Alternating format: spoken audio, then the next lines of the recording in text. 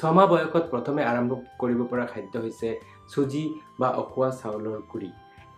এই দুয়োবিধ খাদ্য আজিকালি নগৰ, চহৰ, গাঁও সকলোতে অতি সহজে পোৱা যায়। ঘৰতে পিঠাগুড়ি বা চাউলৰ গুড়ি বনাবলৈ উখোৱা চাউল আটাইতকৈ উপযোগী।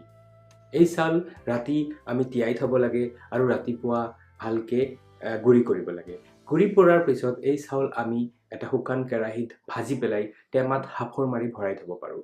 এনে কৰিলে এই চাউল আমি বহু দিনলৈকে ব্যৱহাৰ কৰিব পাৰিম। কিছুমান চহৰত আজিকালি চুজি আৰু চাউলৰ গুড়ি পেকেটত ৰেডিমেড হিচাপে পোৱা যায়। চুজি লওঁতে এটা বস্তুৰ সাৱধান থাকিব লাগে যে বজাৰত খোলা চুজিত কেতিয়াবা পোক পোৱা যায় বা কেতিয়াবা বালি মিহলি থাকে। সেইকাৰণে এই চুজি ভালদৰে চালনীৰে চালি ল'ব লাগে আৰু তাৰপিছত শুকান কেৰাহীত অকণমান ভাজি পেলাই টেমাত সাঁফৰ মাৰি থ'ব লাগে। তেতিয়াহ'লে এই চুজি বহুদিনলৈকে